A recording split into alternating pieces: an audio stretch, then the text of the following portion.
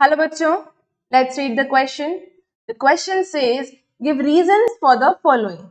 Gandhi ji said, the fight for Swaraj is a fight for liberty of speech, liberty of press and freedom of association.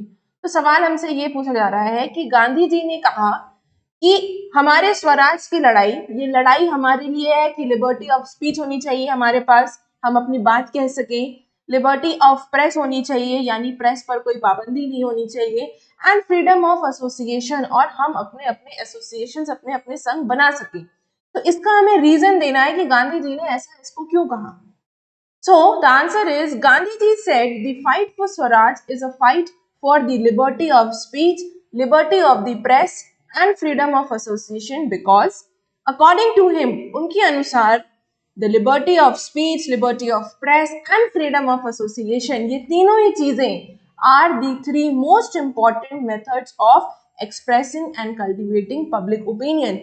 आम आदमी, आम जनता, आम इंसान अपनी बात कह सके, इसलिए ये तीनों ही बहुत ज्यादा ताकतवर तरीके हैं जिससे कि कोई भी इंसान अपनी बात एक्सप्रेस कर सकता है।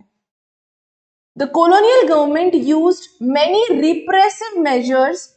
It kept continuous tracks of all books and newspapers published in India. colonial government ने बहुत ही ज्यादा दमनकारी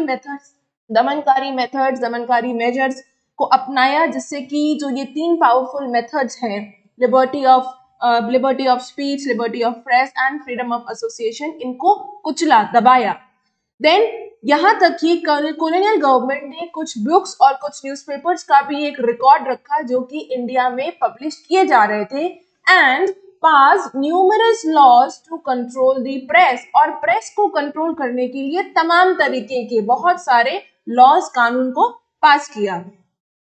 during the first world war के टाइम पर under the defence of India rules, इसके under 22 newspapers had to furnish securities.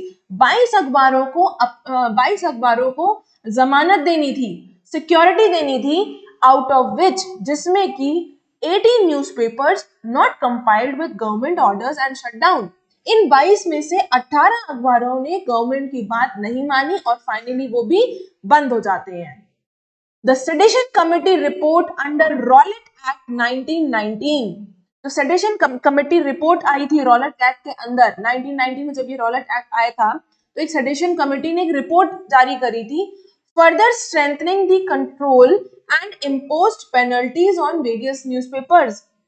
इन अखबारों पर और ज्यादा पेनल्टीज लगा दी थी और ज्यादा कंट्रोल लाने के लिए एक रिपोर्ट उन्होंने सबमिट करी थी। ड्यूरिंग द खिलाफत एंड नॉन कोऑपरेशन मूवमेंट, यानी खिलाफत और नॉन कोऑपरेशन मूवमेंट के दौरान colonial government tried to crush the three powerful vehicles of expressing, यानी कि कौन कौन से vehicles हैं ये, कौन कौन से powerful methods हैं, liberty of speech, liberty of press and freedom of association and cultivating public opinion। यानी खिलाफत और नॉन कोऑपरेशन मूवमेंट के टाइम भी colonial government ने इन तीन पावरफुल मेथड्स को क्रश करने की, दबाने की कोशिश करी थी जिससे कि लोग अपनी बात, अपनी फीलिंग्स एक्सप्रेस कर सकें। I hope you understood the question as well as the answer. Best of luck.